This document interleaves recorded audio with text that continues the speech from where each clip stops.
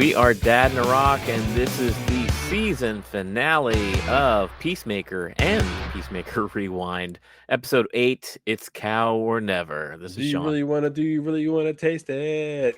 No, do what? We are not going to do the dance here in camera. Do a little Oh, chair dance. I was almost a part of me. If I could find it on like Right. TikTok or on YouTube Shorts, I was gonna do a little bit of it. Yeah, I couldn't find it. Yeah, that song's not on there. Anyway, it's Cow or Never, baby. It's Cow or Never. There we go. Um, Oh, so where does this pick up from where we were at, in the last episode? Because we dealt with literally, getting information about. Well, no, let's do this here because we mentioned before if we're trying to find out if this show has been picked up for season 2. yeah. And it has been picked up by season 2. James Gunn and John Cena went ahead and announced it a while back. I'm shocked we didn't know it already, but you know what? We know it now. Yeah, we're doing a And rewind. there we go. Exactly. We're going to rewind. So we're going to rewind everything. So yeah, season 2 is on the way. No surprise there. I mean, with how successful season 1 was. As I don't know if it was successful right out the gate the first couple episodes, but I think word of mouth caught this one quick. And Yeah. everybody was like, hold on, we got to check this out. Yeah. So yeah, let's talk about this episode. I mean, as far as where it picks up, right where it left off, this show's good like that. Yeah. I mean, we're back in the truck. They're on their way to this ranch. Abadeo's still trying to apologize. Vigilante and Peacemaker are just like blowing farts, not listening to her. Just fun fart jokes. Yeah. They finally get outside of this ranch. They park the truck. Abadeo gets out and she gets her mom on the phone. She calls Amanda Waller. And she's like, we're in over our heads here. Can you just like send the Justice League or something? And well, I guess we'll talk about that. But she basically, Amanda Waller over the phone. She says that Harcourt is the new leader. Listen to her, and they're going to move on with their operation here. And it was funny. There was even an interaction between Harcourt and Waller. Just had it briefly over the phone. She's like, "Yes, mom." Just kind of right. Just something small like that, and it came to a point where they were like, okay, so Economist and Abadeo are going to stay behind. Yeah, they're going to hang out back, and they're going to have both Harcourt and Peacemaker and Vigilante come forward. Yeah, because I mean, honestly, if I'm going to have 3 of them go forward, they're the 3 I want. Right, and I'll take the other 2 as back. If we need backup, you guys can come when it's already hit the fan. Sure. They're kind of gathering their resources, gathering their equipment. We see that Peacemaker pretty much has his whole arsenal of helmets at his disposal, and they're trying to figure out what they're going to do here. I think they should have used the one that gave everyone scabies. Yeah, that would have ruined the entire team except for Peacemaker. Or no, it could have been on just like she said, anti-gravity, activate anti-gravity, just went away. What if someone just said activate scabies, and all of a sudden everybody has scabies? Oh my gosh. How funny was that too with the anti-gravity one where she was trying to explain what her plan was, and she says we can activate anti-gravity, and then behind them we just see the helmet like just going up in the air. Floating away. It's like, did you just say that? Like, so no, I don't think so. Yeah, just more comedy. It's like the team is in they're desperate. They're reaching towards the end of this mission. It's mission critical. There's all kinds of drama for them to try to save the world, and yet there's still room for beats of comedy in there. So they formulate a new plan. They kind of have to now that the anti-gravity one's disappeared. They're like, how else can we get this sonic boom one over there to kind of blow up the barn? Well, how about Eagly? One of the team can actually fly, right? So Peacemaker is trying to tell Eagly what to do, and Harcourt's like not believing that this could even be a thing, and it looks like Eagly is about to do it because Eagly grabs the helmet, flies, and then just kind of diverts and like goes into going right to the actual barn and hangs a hard right. Yeah, I'm like, oh well, that didn't happen. Then Harcourt's immediately pissed, and then just drops the helmet in the woods. Yeah. So now they're out. No, they're hunting for it. Now everyone's got to go look for it. They're losing time. So who knows how much time that is needed to go ahead and transport this cow to another location. So now they're killing time while they're looking for this helmet. And we see Peacemaker. He's kind of by himself, and he sees. I don't know if it's supposed to be an actual ghost of his dad or just a vision, like a mental vision of his dad. And he's back, just like he told him last episode. You're never going to get rid of me. I live up here now. Yeah. here he is. Like, I don't know if this is just like his childhood trauma coming back or just the fact that this is so fresh in his mind. Yeah, he just killed his dad. I mean, Yeah. it's although my body's gone, but I'm not. Yeah. And he then he goes for his poison blow dart rather than Yeah. shooting at him because the butterflies will know. Right. He's thinking at least. I mean, he may be seeing visions, but at least he's thinking straightly when it comes to his weapons. Yeah, at least he's still somewhat sane, right? He doesn't go and make the big noise out of his gun like his white dragon ghost in his head is trying to make him do. But he kills him again with the blow dart. He's like, "Thanks so much for appearing so I could kill you all over again." Well, then Hardcore walks up and there's a dart in a tree, Yeah. and she's like, just kind of questioning him a little bit, and then she looks over, and she can't believe her eyes, but there's the helmet, and it's almost like I don't want to say Dad led him to it, but in a way, Yeah. I can see how it can be construed as that. I think we're meant to, as a viewer, think something along those lines. Yeah, because it's very coincidental that he just happened to stop in this one spot because he saw this vision, and that's where the helmet was. Yeah. Yeah. Well, I Um, mean, okay, I'll go with it. I mean, there's other things in this episode that yeah. were very fun, but I feel like as a season finale, I think they may, in my opinion, didn't quite stick the landing. So, what's your opinion of this? Is this a sticking point for you as far as him seeing his dad in his head again? No, not really. No, that's good. It really Okay. comes down to the last maybe half of the show, half of the episode, Okay. where I've got more problems with because well, we'll just keep going. When we Okay. get to it, we get to it. All right, we'll push through here. So, Peacemaker, he kills the guard or one of these butterfly guards that are outside this ranch, steals the uniform, and brings it back so Economist can get in disguise. Oh, and economists love that. Yeah, He's the one that's got to walk into the barn, take the helmet as low as he can take it. But right. not only that, but he's wearing a dead sheriff's uniform that once he died, you crap your pants. Now he's got now he's got diarrhea pants on. Yeah, I didn't say anything about diarrhea. Oh, but he washed them in the creek. Yeah, so now they're like soaking wet. Yeah, even better. It's so weird, but I mean, Economist is the only one they don't know the face of. Like they know even Vigilante's face because Goff was in had him captured that one episode. That's Noah. I didn't even connect those dots. Yeah, no, you're absolutely right. So he had to be the one Yeah. that would be going forward. Which Economist, he's nervous as heck. He's not usually the mission man. He's usually the guy behind the desk, He's a telling people. tactics guy. Yeah, exactly. But he's having to walk through this field of butterflies, essentially. He even gets stopped by the former partner of Song and that one detective who's now just a butterfly like all the others. And he's like, "What are you doing?" And "Why are you going into the barn?" And Economist just says, "Because of this bag." And the guy's like, "Okay," like carry on. And he had a quick response, and He he just did. he just went with it. I was like, okay. I guess if he didn't buy him, it'll activate Sonic Boom, and Economist was gone too. Oh my god, can you imagine? I was so nervous for Economist the whole time as he's carrying this bag around with this thing that could just go off seemingly at any time. Well, then I mean, he keeps going, and he makes it in the barn, Yeah. and he gets down lower, and he finally sees the thing Oh my god, he and freaks drops out. it. And he's Yeah. like, "Oh hell no! Oh nope, I'm out. Nope, I'm gone." He works He his way back up, and he's kind of going his way. he just drops it, freaks out, power walks back out of the barn, and as he's trying to cross the field, he gets asked again by the same, former detective, hey, and he stops him because I guess he seems suspicious that he's like power walking through this field now when everybody else is just sort of in a calm trance. But he asked him, and finally he asked him, like, what's with the beard? Why did this human that you're in now, dye his beard? Yeah, and he fessed up to dyeing it and the whole deal. And there's a heartfelt moment during this Yeah, because he goes on about how like he's lazy, he never dyes the roots, not getting paid enough, so he buys the cheap stuff.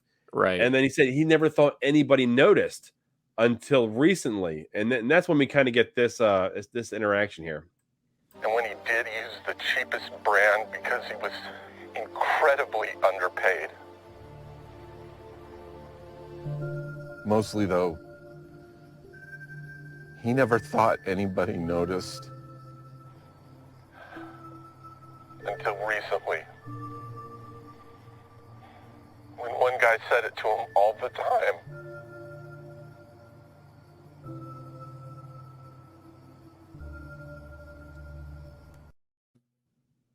Yeah. I love it. It's heartfelt. You hear the in the economist's voice. Yeah. About just kind of digging to emotions that he maybe never really talked about, but he was forced to. Right. In this situation, there was no way he can get around it. Yeah. But also knowing that everyone had an earpiece in, and he was talking essentially right to Peacemaker. Yeah. And then you've seen the pain in Peacemaker's face. It's like, oh yeah, I've been an ass. Right. Instant regret, man. Yeah, and you see that he swallows the hard. It's like it's almost he's trying to stop from crying, knowing that this guy that I was doing this to is now someone I consider a friend. Right. Yeah, because the last couple episodes, both he and Vigilante have grown closer to Economist. Yeah. Well, ever since the monkey dory and the chainsaw on the chest, it's like that was their bonding moment. Right. So yeah, like another heartfelt moment, just randomly. Once again, I keep saying this about the show, but it's just like interjecting dramatic scene that almost makes you have all these feelings, and then yeah, they go back and forth, but like wild swings. And normally that would be a bad thing in a show, but like this show handles it, and the world that they've created with the characters they've created handles it so well that all of it's totally believable. And it's very balanced. Yeah. Very balanced. And anytime that there's a scene like that, it's not completely out of left field. Right. It's like there's meaning behind it. Yeah. It's an explanation from something else that happened earlier in the show. Or it's setting up something that's coming forward. And this was a payoff of the calling him Diebeard since like episode 1 until the Monkey Dory episode. Yeah, they totally earned scenes like this. So right after he gives this speech, this butterfly comes out of the barn with the duffel bag that has the sonic boom helmet in him, and he's basically narcs on him, like, "Hey, that guy's an imposter." They all start swarming at. They start running towards Economist. Yeah, he takes off. Next thing you know, Abadeo activates sonic boom. Yeah. And oh man, it leveled the barn, and everyone that was chasing him, including Song, turns around like, no, and they start running back. Yeah, they lose interest in Economist. He's able to escape, get back to the team. And yeah, she says activate sonic boom. I think a total of 4 times, but really only 3 times it went off all the way. Yeah, 3 times it went off. The 4th time was kind of a poof. Yeah, he's like, okay, charges out. But it was enough to create enough damage to where this whole entire barn collapses in on itself. Yeah, and actually even the underground caverns were starting to to cave in. It was coming down. Yeah. It was just, when was it going to come down at that point? Now, could they get the cow out of there in time? And it was fun. It was crazy. But then all hell breaks loose. Yeah. All of a sudden, they all come out of the woods and come and just start shooting, and it was that's when the fun started, really. Well, now it's time to charge in. So we've got our three badasses. We've got Peacemaker, Vigilante, and Harcourt. They're going to step into this field with guns ablazing. We hear the theme song of the show itself. Do you really want to taste it playing as they're just like mowing through these butterflies? Headshot, headshot, headshot. Yeah, when they were walking out and it actually came out slowly. Yeah. And the song started playing, I'm like, oh, I'm feeling this. All right. Yeah. This is that like dramatic moment that the hero, what would be considered the hero moment, right, in a show that has an anti-hero. Yeah. And it was this going, and they're going forward, and Peacemaker winds up like, no, I got to get down there. So he tries to get in the barn. Well, he follows Goff because Goff. That's right. Goff found her way in. Yeah, and she wasn't distracted by the fighting because she wanted to go check on the cow. So she goes in there. Harcourt tells Peacemaker to go after her, and he goes down there after. Now this is where I had not so much with the Peacemaker part. So let's just kind of sidestep into the whole Vigilante and Harcourt situation. Yeah, they're still out there in the field, surrounded. And they're fighting, and they're doing their best, and they're lighting everybody up. Vigilante takes a bullet to the back. Right. Now, this may work. There was no connection between him being hurt in the past and then being well. Now, you mentioned on our last show that there may be some type of healing powers that he has, like Wolverine-ish type Well, healing powers. yeah, he took a grenade pretty close, enough to like tear into his armor, into his outfit. You could see he was bleeding. He passes out in the car, and then later in the episode, he seems, okay. He's fine again. I Yeah. mean, then like you said, we go back, his toe being cut off almost, Right. and then he's fine. We don't hear anything more about it. He takes this shot and he goes down. I'm thinking, I'm enjoying it. Yeah. I was liking the fact, okay, there's stakes here. Right. Vigilante goes down. Okay, Vigilante dies. Myrn is dead. Right. And then I actually let out an audible gasp when Harcourt went down. Yeah. And I didn't like the fact that she was going to die, but I liked the fact just because there were stakes at hand here. Yeah. And when they pulled their punches, basically. Yeah, and then when they're all okay at the end, like I would have preferred her die in Peacemaker's arms. Because there was a connection between the two, and we see that later as well. But she finally seen past the facade he had, right, and actually seen him for him. Definitely with that clip that we just watched, when you can see there's an emotional response. Yeah. So she has seen all this now. She has seen him as a person, not just a machine that Dad made. Yeah. And if she would have died in his arms, I think that would have been more of a payoff of their two character arcs before going into season 3 than how they actually finished the episode. Yeah, almost like how Rick Flag kind of died on top of him and it really messed him up mentally, kind of shook him out of his senses. And for this would almost be a completion or the next stepping stone into his character arc, like him making the determination to just be better, or that kind of thing. Yeah, because you can see his whole character arc in the show was actually finding that moral compass that his dad has basically pushed aside the whole time. From the very beginning of the season all the way to now. And you can see the changing of the character the whole way. In the last episode, when he had his whole dad thing, right, and then he's actually in tears, broken down of that whole situation. And now this situation, when he knows he was picking on a friend, well, now who he considers a friend, because at the time he didn't respect any of them, he didn't trust any of them, but he continued the picking. And then he stopped at that certain point, and now he realized how much that picking actually hurt that person who he now calls a friend. Yeah. So there's a lot of that. I would have preferred that full circle, and who knows what would have happened going forward, because they still had the bomb in his head. Waller still controls him.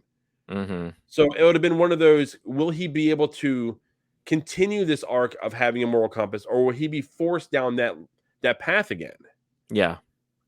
And theoretically, I mean, you could have, part of me, I actually was thinking that too. When it looked like Harcourt and Vigilante were going to die, I'm like, oh, wow, they really ramped up the stakes and they made it important. And, when they pulled their punches later in the episode, at one part of me was relieved because I like Harcourt as a character. And I know there's going to be a season 2 now. So it'd be nice to see this whole team back together. But, I mean, the show is called Peacemaker, so essentially, really, you only need John Cena's Peacemaker in a season 2 to continue. You know what I mean? Like, he could have a whole new team to be around, theoretically. But, I can see your critique on that. I don't necessarily disagree, but I guess I just kind of went with it. I'm along for the ride. Yeah, and don't take my critique on the situation as like I didn't enjoy it. Yeah. It was absolutely fun. Right. It was just the whole show was building like there was actual stakes at hand. Yeah. And when Myrn died, I was like, okay, we're getting those stakes. And then I really feel like one other team should have been taken down. Yeah. And they were really close. I mean, Vigilante, I swear he must have some sort of metahuman ability at this point. He's got to. And then we do see later in the episode, I mean, she's essentially paralyzed from this shot. She's learning to walk again. She's like doing physical therapy, and so it does affect her. But I definitely get your point there. Abadeo and Economist, they're outside this barn area. They see what's going down. They see that Chris went into the barn, and they see that Vigilante and Harcourt are both down. And this was enough for Abadeo it lights a fire under her. She's like, I'm made for this shit. I am made for this. Yeah, she goes running in, guns a-blazing. Yeah, she hears Harcourt's voice in her head. She's like, "No, what? Let's do this. Our friends are actually need our assistance." And I kind of was like, "Oh, where are you going?" Yeah, he runs freaked out at me. after. He's always used to being the guy in the back, never going forward, and now he's forced into the limelight in 2 occasions, which didn't work out very well for him. No, I was so confused. I'm like, what just happened? Like he tripped over the fence, and then I see how his leg's all bloody. Like I guess he broke his leg. Yeah, he just took a wrong step and crack. Oh man, you're brittle, dude. He's trying. But Abadeo, she does come in. I mean, MVP, like, because there was a butterfly so close to actually entering. Oh, dude, now that I would have been pissed. Yeah, if they went that route. Yeah, I would have not liked that at all. Because when those happened, I was like, "There's no way this is going." Well, I mean, it would have gotten her body, and would it? I don't know if it would have done anything though. I mean, she would have been completely dead. But if she was basically paralyzed already. Well, she's not fully paralyzed, and I think these things I don't know if they have a healing factor, because we know that Myrn was able to survive that blast because the butterfly. But the butterfly was in him when the blast took place. Yeah, so I don't know if they can like retroactively heal whatever host they're going into, but regardless, it was trying to go into her, and she would have been Harcourt, as we know, it would have been dead anyway. Gone. Yeah. But yeah, Abadeo, she comes in, pulls from the behind, pulls this thing out of her mouth and blows it away with a gun. Just kind of like this. And boom. Yeah. which was awesome to see. And then basically that's pretty much the end of what we see outside. Am I right? For right now, yeah, because then we follow Abadeo. She goes into the barn to head after Peacemaker. She's tracking him like on her phone. She's got her like light on her phone, and she's tracking the GPS with her phone. She's going through this what now looks like the caves underneath this barn, all this rubble. Yeah, because Peacemaker was buried. He fell, and everything came down on top of him. And the show did something really clever to where it looked like Abadeo had found him, and she was pulling boards and stuff away from this rubble. And we see this hand reach in for Peacemaker, and we think that it's Abadeo, but it's actually Goff in Song's body pulling him out, and they start getting into it, a new fight. And that was they got fighting, and it was another one of those like really interesting scenes. Yeah, because once she finally pinned him up against the wall, she's like, "I'm not going to hurt you," and I was taken by that. Yeah, I was like, "Really? Oh, okay. We need more. Keep talking. Right. We need to figure out what's going on." And come to find out, she needed him because they needed 3 hands to transport the cow. Yeah. So I don't know if she was completely. I think she was completely playing him. That's what I was wondering this whole time too. Because her story seems well enough. Essentially, she takes him down to where the cow is. Peacemaker sees this huge alien space cow thing for the first time. He's kind of like in shock. He's like, "Oh, that's gross." But yeah, essentially, Song or Goff or whatever you want to call this bug, this queen bug, the leader. She starts telling him all about like why they're here. Her story and her side of the story is that essentially, she's here to save humans from their own destruction. Yeah, like she sees how we treat each other and the pollution and all the bad stuff that we do as human beings, and they want to essentially take the reins by being into certain power players on planet Earth and lead the way and try to save us from ourselves, make the decisions we can't make. Yeah, and she's like, I know that you feel the same way, peace through all costs, and you're one of us. You're one of us. Which you didn't know. There was a moment there was like, well, is he buying into this? Does he feel that way too? Yeah. But ultimately, no, he doesn't feel that way. Well, let's check out this scene between the two of them here. Yeah. Thank you for feeding me and talking to me and showing me kindness. I see who you are and I see your character. I tried telling you yesterday in the jar. He's sorry. Please, fulfill your calling. Be the peacemaker. Join us in saving your planet. What do you say? I mean, even watching that now, I still can't tell you 100% if she's being heartfelt or if she's trying to play him. And I like that. I like that they keep it kind of vague because I could absolutely buy that. No, like she really is out just for like world domination, and she's going to use him how she sees fit, just so they could actually teleport their food source out of there. Yeah, and it could Yeah, easily go both ways. And you've seen the dilemma in his face. yeah, He's like, you know what? The only reason she's doing this now is because I showed her kindness. yeah. I didn't kill her when she came out of golf. I kept Right. her. I fed her. I tried to communicate with her, and they went back and forth. And that's why she didn't kill him there.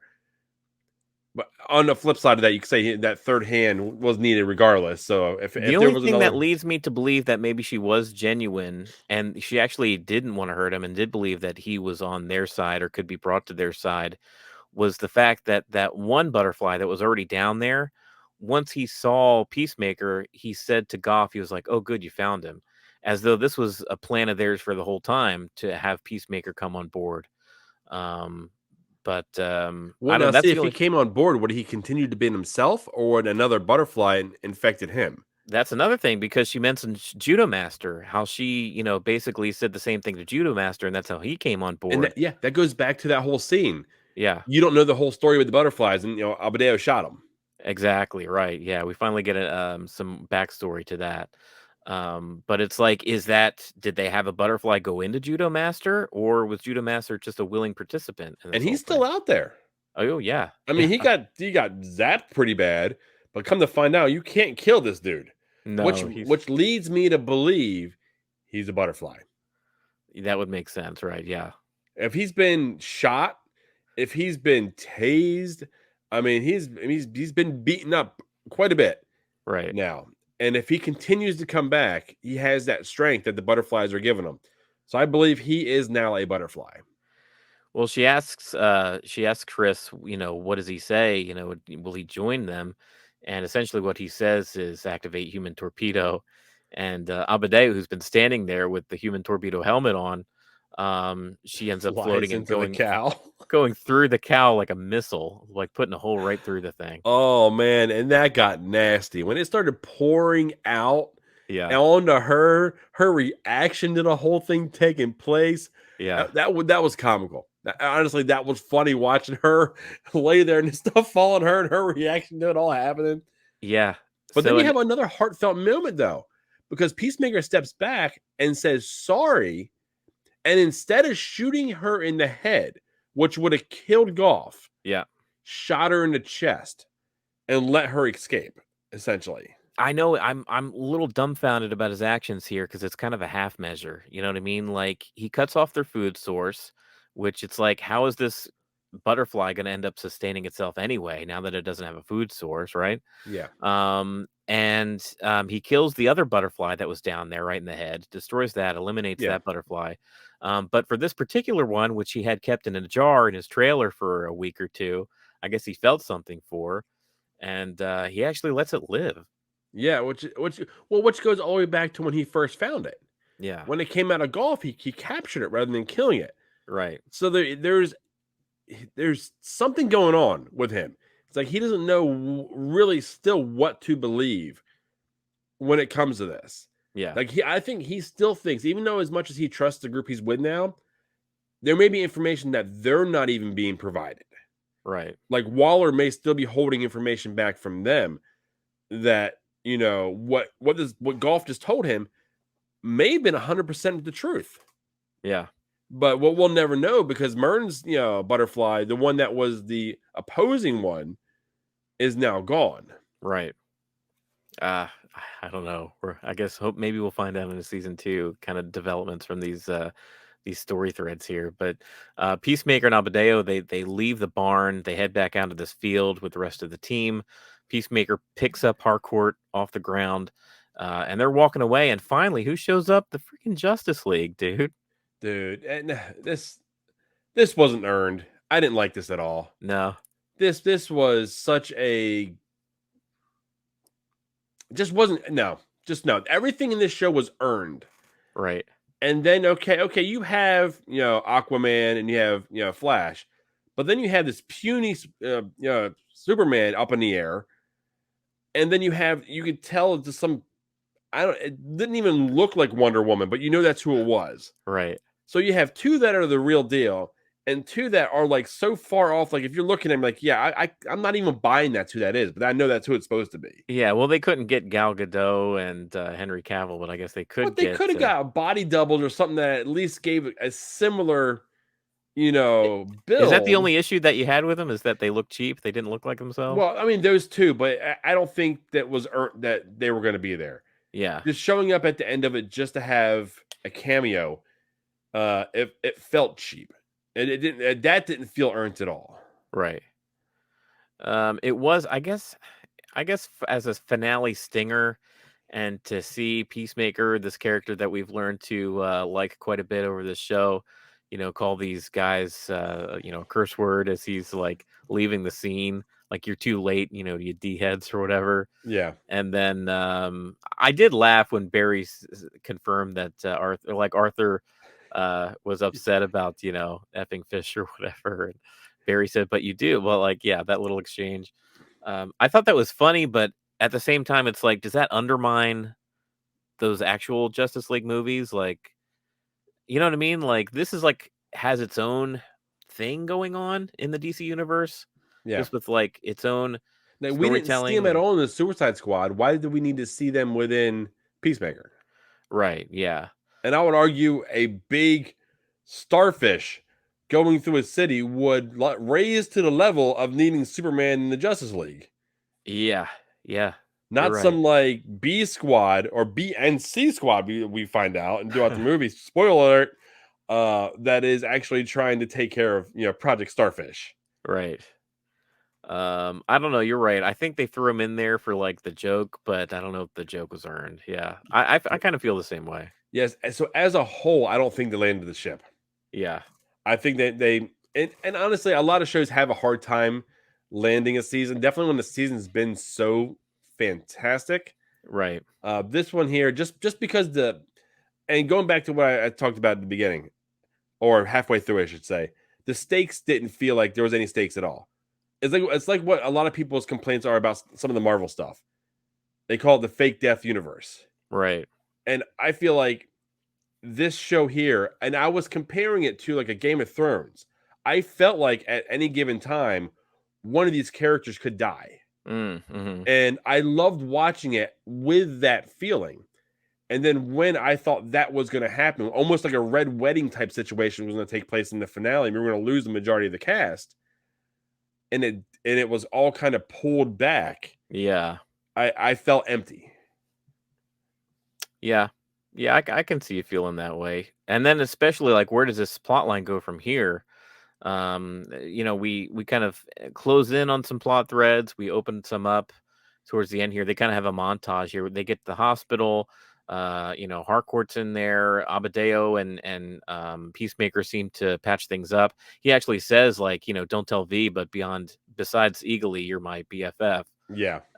So they make amends, which kind of inspires Abadeo to go out and do something she says she should have done from the get-go. Calls her mom out. Yeah. See, I thought this was major. Like, forget the Justice League showing up. I thought this, like, how she calls out and kind of blows up Task Force X and that whole operation out to the public. That was crazy. That was big. She blew the whistle and she blew it loud. And we actually get to see Amanda Waller in her home. And she's watching it. And she's in complete and utter shock. She's like, WTF? Like, you don't want, like, Amanda Waller on your bad side. I don't care if your daughter or not. Like, that's not good. No, that's not at all. But then we have a great scene between Peacemaker and Harcourt. Yeah. She finds out he hasn't left. He has stayed at the hospital the entirety of the time that she's been there unconscious. Yeah. And then when she sees that, I think if I remember right, there was a tear. Oh yeah. That she had, and she kind of moved her hand towards him, and they hold hands. Yeah. Yeah. So I mean, you can tell that relationship is building. Right. And honestly, I like that. Yeah. And I like how volatile that relationship could be as well. Yeah. You know what I mean? It could be great 1 minute, and then they could be hating each other the next minute. Just the real world fighting that could happen between these two that we, real world relationships go through. Yeah. I think that would be a fun dynamic to add. It is fun, and it's a kind of a TV trope, a little bit of moonlighting, a little bit of Sam and Diane from Cheers, but that's good for a TV show. A little will they, won't they, Yeah. back and forth is fun. Yeah. But yeah, we follow Peacemaker. We follow Chris back to his trailer. He sits down. He's got Eagly. He's got this golf butterfly. He feeds the golf butterfly, I guess, the last remaining jar of this honey to keep it we don't know how much he has, because there was probably a ton of it down in that cavern. That's how much true. did he might bring have back? more. Yeah. That may be the end of what he had. But this golf butterfly knows this is the end of what we got. Right. So all these butterflies throughout the world are going to be dying, within, X amount of time, because they'll have nothing to eat. So there'll basically be one left, and that's Peacemaker's pet. And that's how we leave this season. I mean, he sits down on his front porch. Eagly once again grabs him a kill from the forest. Yes, we see the butterfly munching down on its food, and the white dragon is his father, the ghost of his father, or the dad sits down. He sits down right next to him. I'm like, wow, then I mean, we leave that situation, and we see Economist walking back into the prison and going back to his desk and putting down, and he pulls out that picture of all of them and just smiles. Yeah. So you can tell, everybody, Peacemaker's still messed up. Oh, for sure. But I think he is finding way to make amends with a lot of things. Yeah. And then the rest of the team, just how much bonding that's going to play, going through, because they didn't want to be there. They were being punished at the very beginning of this by Waller. Yeah. And then how much, they wound up enjoying the company of everybody when they actually all parted ways was fantastic. I think this show's strongest asset has been the character arc of Peacemaker and, Chris, the character that we get to know over this, from the guy that we knew in Suicide Squad to the guy that sits down on his porch at the end of this episode. He went through a ton. But I also like that, typically we see in stories and in movies and in shows a story arc where they start one place and they end in another, and that's it. That's the end of the story. But we know that in real life, trauma doesn't work that way. It's an ongoing, there is no end to your story arc. You have to keep reformulating yourself, keep working on things, especially people that were victims of trauma. So it's you're right. This isn't done for Chris. He's going to be having to work on this issue with his dad still. Yeah. And I loved how they did that when he sat there, when his dad sat down with him.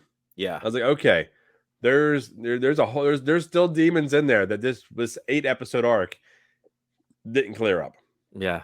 But we will be seeing more episodes, season 2. We've already talked about how it is going to come back on HBO Max. We're not sure when yet, but it has been confirmed. And when it does come back, I'm pretty sure we're going to do an after show live on that one. Yeah. This has been so much fun watching this show. Now it's going to suck watching it weekly and not getting it, like we got this one here, but we've enjoyed this one so much. And if you guys enjoyed watching it with us, man, be sure to go ahead and hit like, subscribe. Let us know you enjoy it. Drop some comments. We're fun. We enjoy commenting as well. We're getting ready to jump into Halo.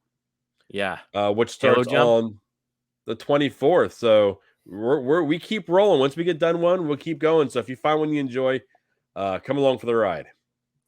But that's going to do it for Peacemaker Rewind. Like Chris said, we're going to be back next week with an actual live after show. The kind of stuff that we did for the Marvel shows and Ted Lasso. We'll be reviewing episode 1 of Halo. So be sure to join us then. Okay, so I think for one last time, I believe we should share that feeling. See ya.